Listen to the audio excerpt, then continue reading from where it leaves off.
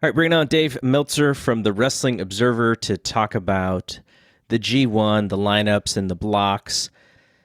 Dave, I was talking to Chris Samsa, and we were kind of talking about how New Japan handled the pandemic, and they waited. They were the last ones to come back, and I think there was an expectation from fans that they were going to kind of get back to where they were before the pandemic started, and I think there was a little bit of they weren't going to get there. Everyone sort of struggled with the wrestling without the fans.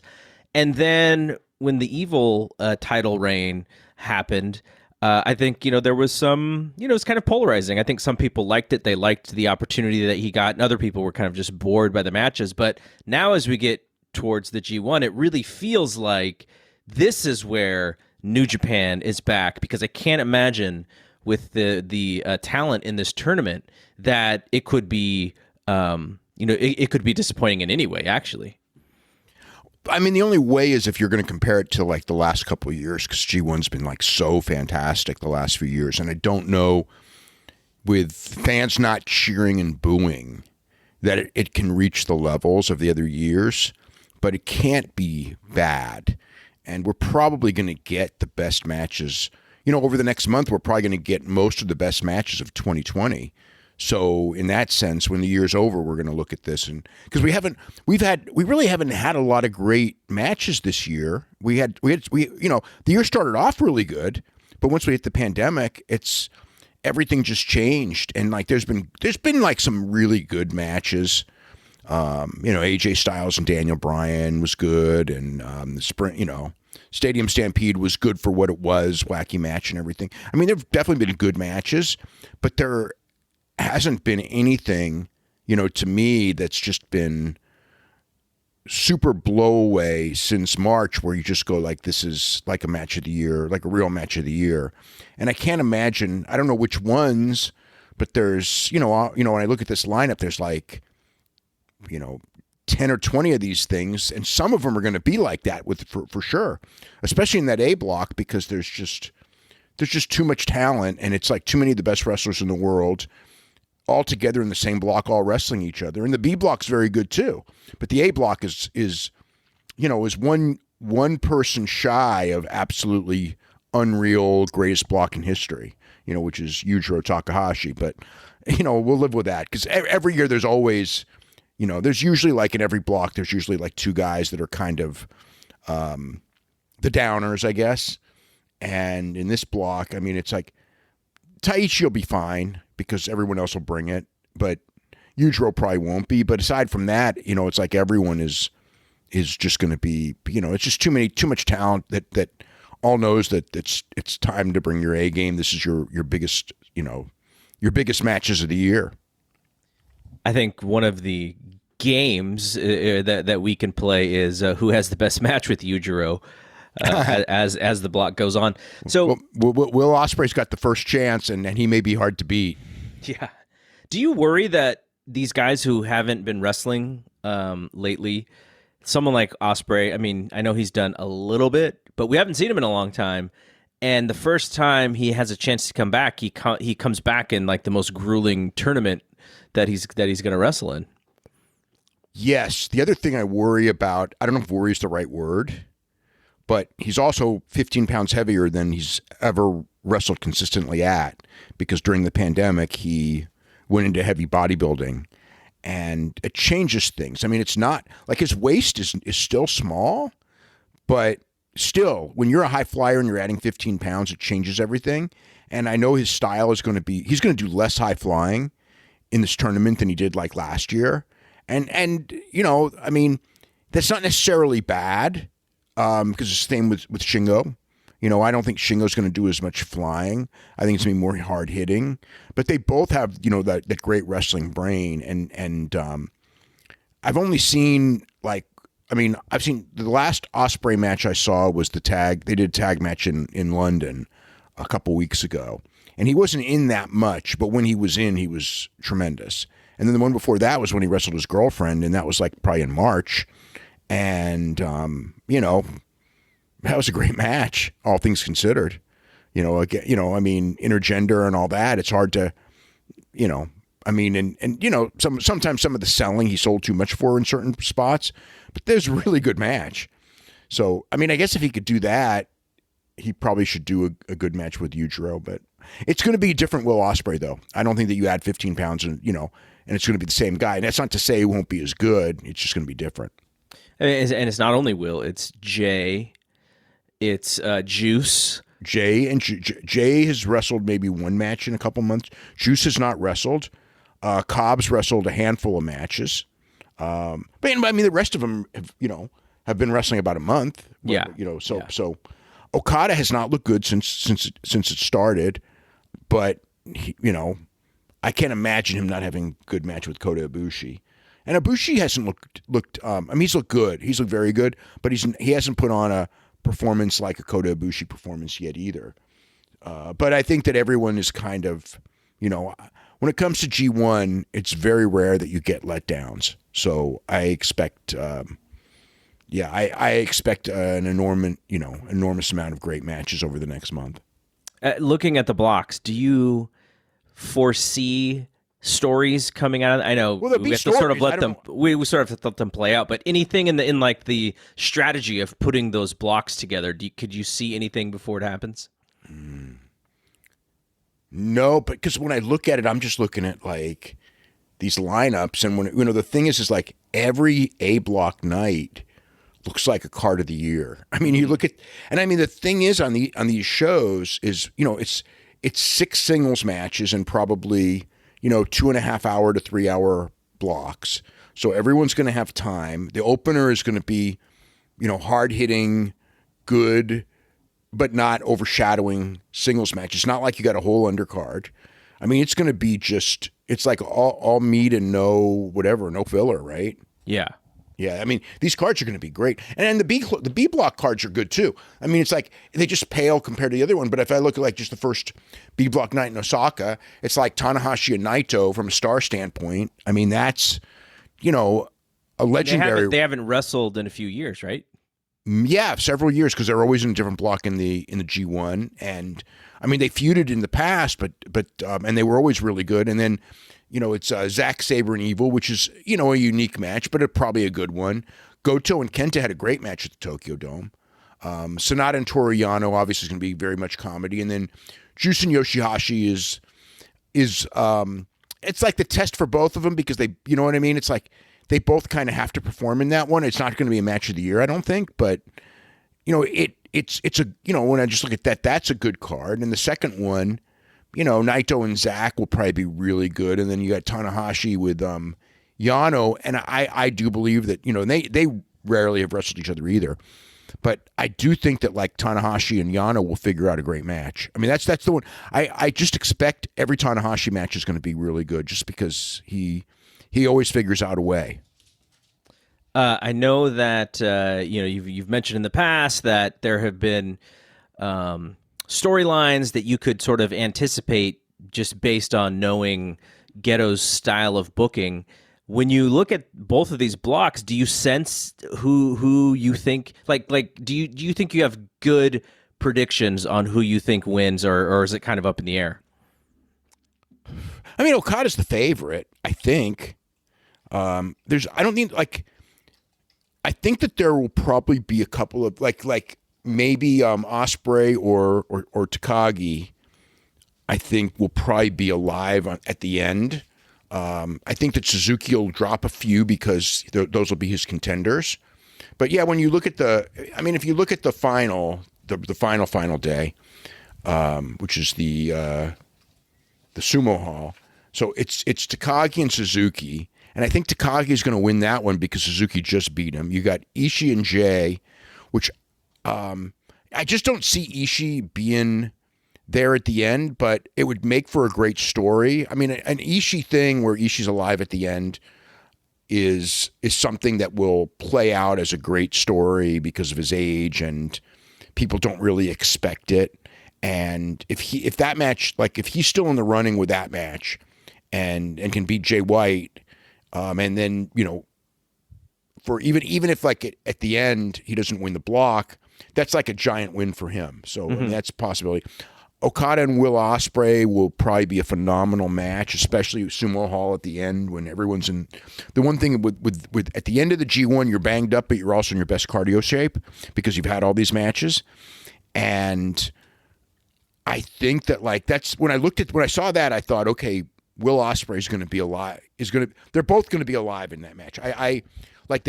I expect that will be the main event at Sumo Hall of that night, and that the winner will take the block. And then Cobb and Yujiro, maybe not so great, and Ibushi and Taichi will be really good, and I would think that they might keep them around. And then in the other one, Naito and Kenta, Naito beat Kenta to defend his title, so Kenta could get an upset there. And then it's Evil and Sonata. And maybe with Evil having won the title, maybe it's maybe it's Sonata's year. Maybe you go with Okada and Sonata. I don't know. They had a lot of matches last year. Maybe you go with Okada and Evil. You could do that one too. Or you could just go with Okada and Naito. That's the safe one where Okada wins, and then you go to the Tokyo Dome with Naito and Okada for the title. That's another way you could do it. So there's a lot of viable ways, but I think in the end, I expect Okada. I look at that.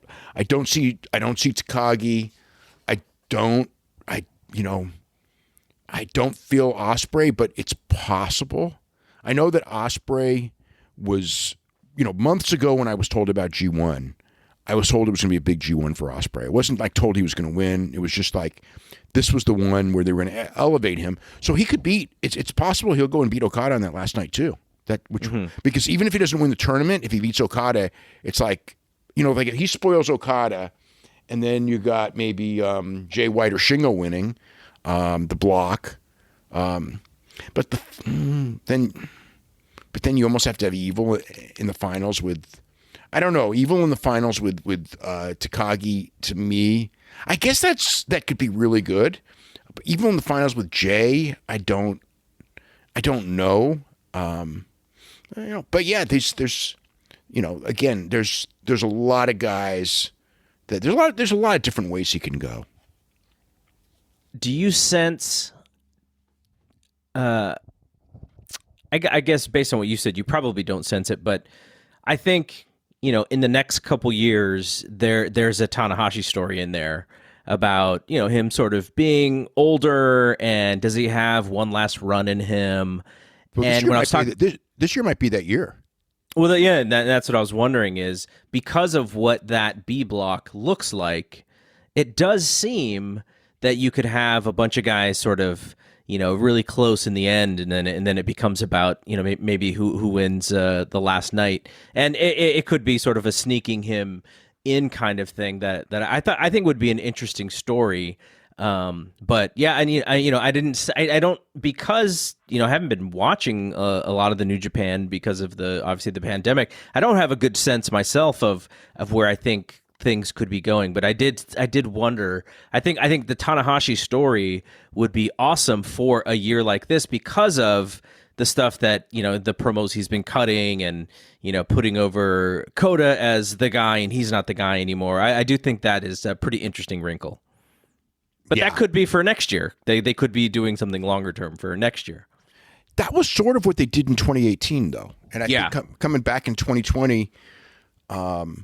But you're running out of time with that, because the one thing with Ghetto's booking is like we saw it several years ago with people like Nagata and Kojima, where there was like a sentimental thing, even Tenzan, when in Tenzan's last G1, there's that sentimental thing of, it's their last G1, let's give them stuff. And essentially in their last G1, they lose almost every time. Like they don't even give him wins.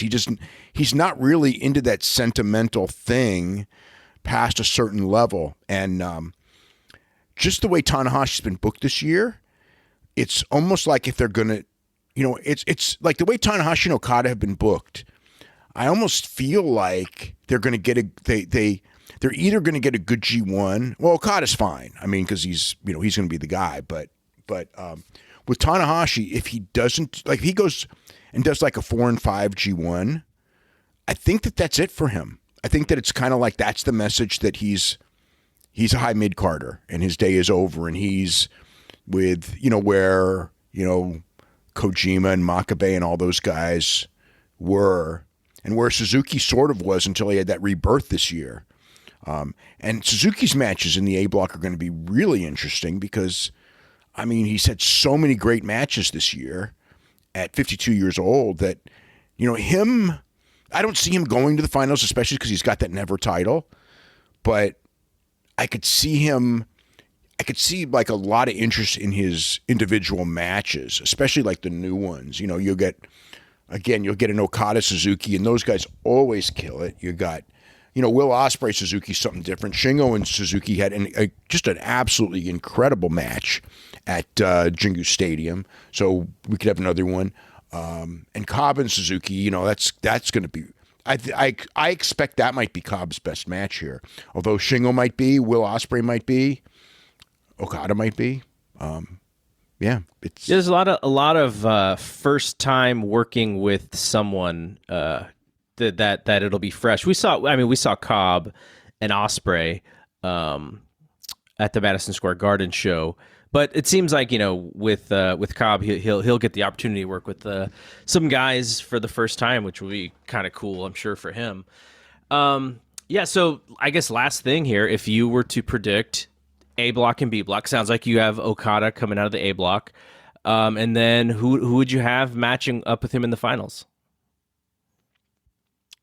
Well, I mean, I would have Tanahashi, but. I could see, like there's a part of me that thinks maybe it's time for Sonata. But they, like I said, they did so many Okada Sonatas last year. Mm-hmm. So maybe Evil, because it's been Evil's year. Evil won the New Japan Cup. Evil won the IWGP title. So if Evil's there with Okada, the one thing is people go, well, it's Evil's really had a great year. So he's a real threat to Okada winning. And, if you're going to go with Naito, Evil and Naito, obviously from being in the same stable and they're 1-1 with each other, that there's like that match makes sense too. But I don't see, if they were going to do a Tokyo Dome match, this is just my thought. If they're going to do a Tokyo Dome match, they wouldn't have wrestled twice already this year. And actually 3 times because they're going to wrestle in G1. So that's 3 times. I don't think, unless Evil beats Naito, in the tournament, which, you could do that. So whereas Okada and Naito, they're kept in separate blocks. Naito beat him for the title, but the whole storyline is Okada had that incredible match with Ibushi the night before. So they didn't do the rematch in Dominion, which I thought they would. So to me, it's like, okay, if they didn't do it in Dominion, that means they're holding it off for the Tokyo Dome. So that means Okada wins, unless they do the monkey wrench, which is you do something like maybe that's asking a lot with Ospreay, but maybe Jay White wins. Actually, you could do this one. Jay White wins the tournament in A block, and then Okada has beaten Jay White during the tournament, and then you go in October with Okada and Jay White for the briefcase, because no one's ever won the G1 and then lost the briefcase, and sometime you have to do it, and maybe that's the way you do it. I almost think that way Jay gets something out of winning the G1, or Will Ospreay, one of those 2 guys. You put one of them over in the G1, and then they lose to Okada in October. So you end up with Okada and Naito at the Tokyo Dome, but you do it in a different way because Okada doesn't need to win G1. It won't really elevate him, but I do think he kind of needs to be. I just think that the fact they've kept Okada and Naito apart all year tells me that that's the Tokyo Dome main event. All right. Well, last question is your coverage of it. Do you think it's going to be easier this year, harder? we don't have those opening tags this year. I don't know if the shows are spaced out a little bit more. It seems like maybe they're spaced out a little bit better. About the same. About the same. About the same number of shows. Yeah. I mean, because it's a lot of watching and writing for you. Yeah. I think it will be. I mean, what makes it harder is that we got AEW and NXT for 2 hours, which we didn't have last year at this time. Because last year was in the summer.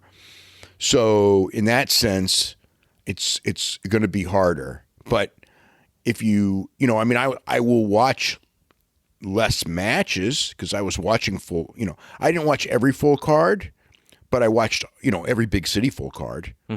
And now the full cards, I'll probably watch every full card, even though I'm sure I'm going to be so. Yota Tsuji and Yuya Uemura and Gabriel Kidd are really going to have their hands full because they're wrestling each other over and over again every single opener, and it's on hype. They're all on high profile shows, and they can't do the same match with each other over and over again.